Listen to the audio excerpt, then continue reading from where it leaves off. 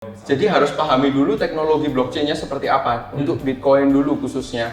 Dan di sini blockchain Bitcoin ini sejak 2009 hingga sekarang nggak pernah berubah algoritmanya. Ada halving, ada difficulty adjustment, block reward, itu nanti bisa dipelajari oleh teman-teman.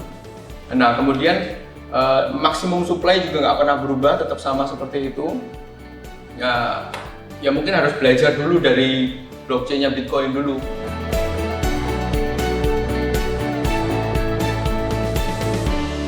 Hai kawan Merdeka, apa kabar Anda hari ini? Semoga semuanya sehat selalu dan senang sekali saya Ricky bisa menjumpai Anda kembali di Glam Talk Merdeka FM.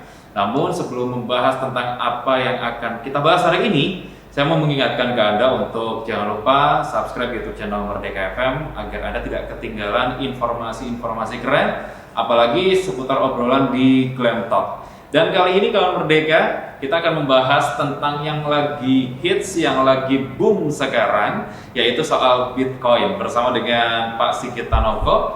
Beliau ini adalah seorang crypto influencer dan juga founder dari Crypto Indonesian Club. Kita akan langsung sapa Pak Sigit Tanoko. Selamat siang Pak Sigit. Siang Pak Riki. Gimana kabar? Sehat? Baik, sehat. Syukurlah kalau begitu. Hari ini kita akan membahas soal Bitcoin Pak. Saya langsung ke poinnya aja. Akhir-akhir ini kan karena kita memang sering sekali gitu ya, saya pribadi juga sering kali dengerin Bitcoin, cryptocurrencies, dan itu sering banget teman-teman yang membicarakan hal itu di tongkrongan pun juga seperti itu. Sebenarnya ini fenomena apa Pak Sigit? Ya ketika harga naik memang biasanya akan seperti itu ya. Semua orang yang nggak ngerti apa-apa mulai membicarakan Bitcoin. Betul. Karena apresiasi harganya.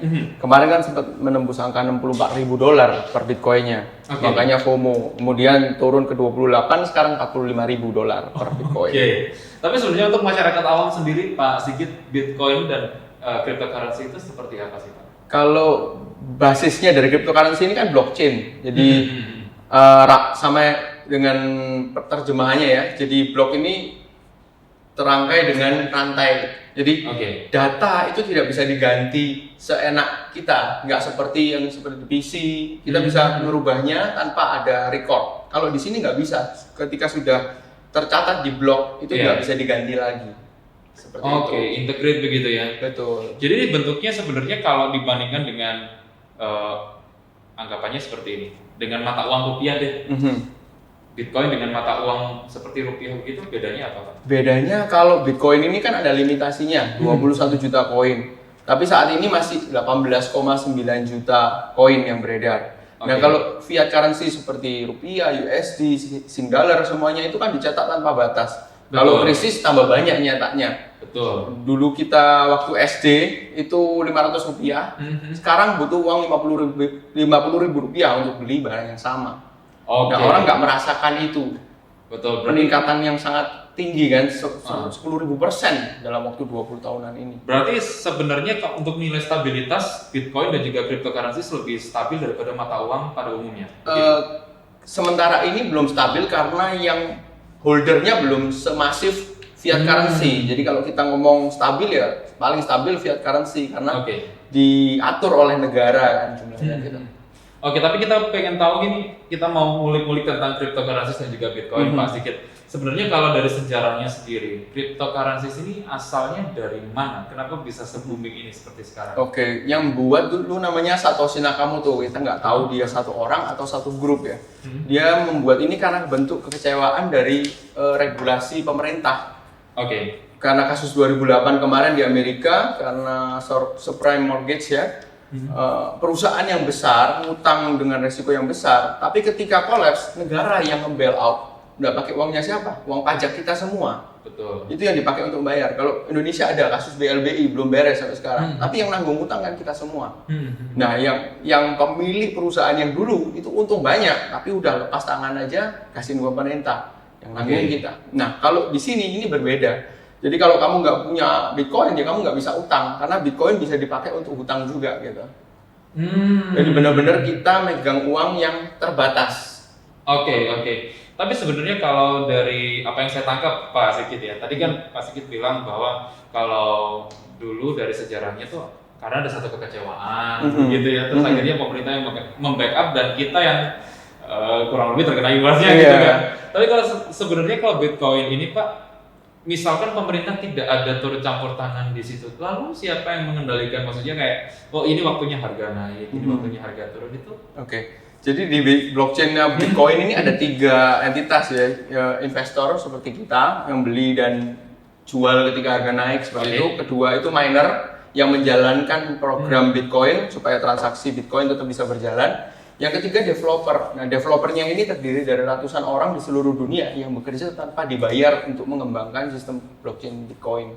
Oke. Tapi ini saya mau mematahkan stigma yang beredar di masyarakat ya Pak, dengan berdialog dengan Pak Sigit. Banyak orang yang bilang bahwa wah saya takut ke Bitcoin karena tidak dijamin oleh pemerintah. Apakah memang tidak dijamin oleh pemerintah atau bagaimana sih Pak sistem kerjanya begitu? Pemerintah nggak bisa menjamin ini sih sebenarnya karena ini kan kita ngomong dunia ya, belum ada pemerintah dunia ya. Pemerintah kan satu negara aja. Nah, harganya kan juga tidak terpengaruh oleh geopolitik satu negara. Bahkan ketika dia diilegalkan di Cina sekalipun yang menguasai perbankan dan menguasai ASP di negara itu aja tetap bisa transaksi kok. Terus mau diapakan gitu. Terus yang dijamin negara pun belum tentu aman, gitu kan. Jiwasraya contohnya. Oh iya. Berarti sebenarnya kalau misalkan ada orang yang butuh validasi tentang keamanan Pak, apa yang mau disampaikan Pak Sigit ke masyarakat awam yang mau mulai berinvestasi dengan Bitcoin? Misalnya. Jadi harus pahami dulu teknologi blockchain-nya seperti apa untuk Bitcoin dulu khususnya. Dan di sini blockchain Bitcoin ini sejak 2009 hingga sekarang nggak pernah berubah algoritmanya. Ada halving, ada difficulty adjustment, block reward, itu nanti bisa dipelajari oleh teman-teman. Nah kemudian maksimum supply juga nggak pernah berubah, tetap sama seperti itu. Ya mungkin harus belajar dulu dari blockchain-nya Bitcoin dulu. Dan itu pun kalau misalkan kita butuh komunitas, nantilah kita akan direkomendasikan sama Pak Sigit gitu ya. Siap. Tapi sebelum itu Pak, saya mau tanya juga sebagai orang awam yang belum terjun untuk berinvestasi di Bitcoin, sebenarnya kalau kita mau dapat keuntungan di Bitcoin, itu sistem mainnya seperti apa Pak supaya kita misalkan untung? Ada 2 pasar di sini, spot market dan derivative market. Kalau yang spot market itu seperti saham, jadi kita buy low, sell high, seperti itu keuntungannya. Kalau yang derivative market itu seperti forex, jadi kita bisa long dan short, tergantung posisi kita tepat atau tidak dengan pergerakan harga di pasar. Dan memang di pasar ini sudah berlaku ini Pak, untuk pembayaran lah. Misalkan untuk apapun, Bitcoin apakah sudah bisa digunakan? Baru-baru ini di El Salvador sudah sebagai legal tender, jadi pengganti mata uang di negara itu. Kemudian negara Ukraina juga sudah bisa, dan Kuba ini sebentar lagi mau. Lalu Indonesia Pak? Indonesia selalu agak lagging ya ketika adopsi suatu teknologi. Tapi apakah di Malaysia sudah ada fakultas untuk blockchain, Indonesia masih belum. Sayang sekali kan. Iya, tapi sebenarnya kalau untuk di Indonesia sendiri, apakah memang ada arah ke sana untuk kalau dari sudut pandang Pak Sigit? Kita akan pasti mengarah ke sana kok, karena teknologi ini luar biasa sih sebenarnya kalau memahami teknologi blockchain ya, menyediakan transparansi dan sekaligus privacy dalam satu teknologi.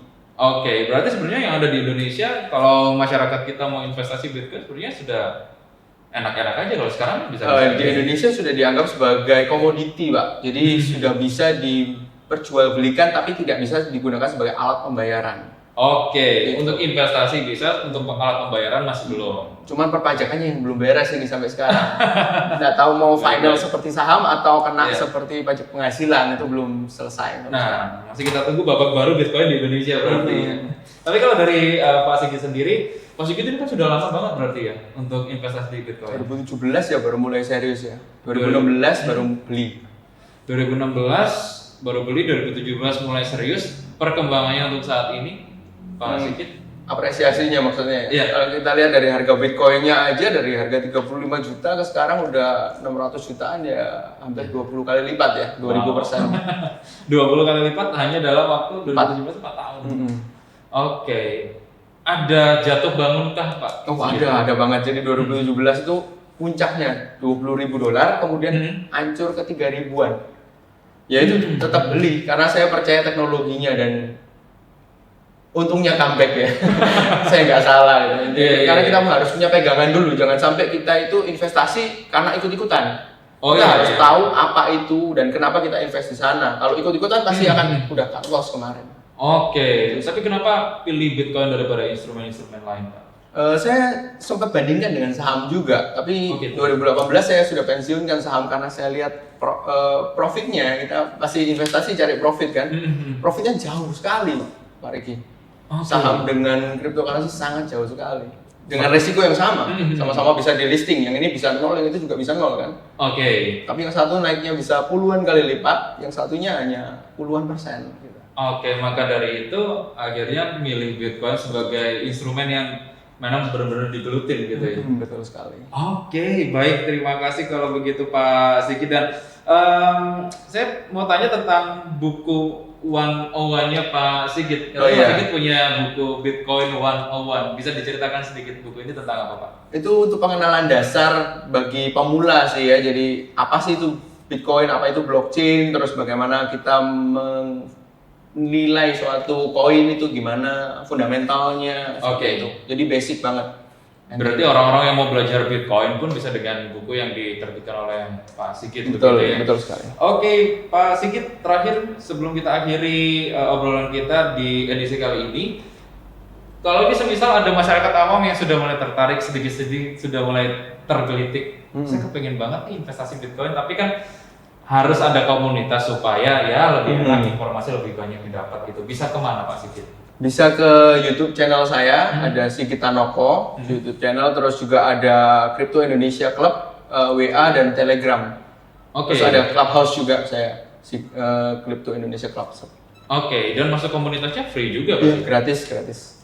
Gratis, dapat ilmu, dapat informasi juga begitu Pak Sigit Tanoko. Iya, kita saling berbagi informasi ya, jadi nggak ada yang lebih pintar di sini, kita sama-sama belajar. Baiklah kalau begitu, terima kasih Pak Sigit. Nanti next di edisi berikutnya kita akan ulik-ulik tentang pengalamannya Pak Sigit investasi di Bitcoin begitu Pak Sigit ya. Dan itu tadi kawan Merdeka, informasi tentang Bitcoin, karena kita masih ada beberapa minggu lagi untuk pembahasan tentang Bitcoin. Jadi untuk Anda yang kepengen tahu informasi lebih banyak lagi seputar Bitcoin, jangan lupa untuk saksikan video selengkapnya di Glam Talk Merdeka FM di YouTube channel Merdeka FM. Jangan lupa di subscribe. Saya Ricky, pamit dulu dari edisi kali ini. Sampai ketemu di Glam Talk berikutnya. 106,7 Merdeka FM, musik terbaik 90-an hingga kini.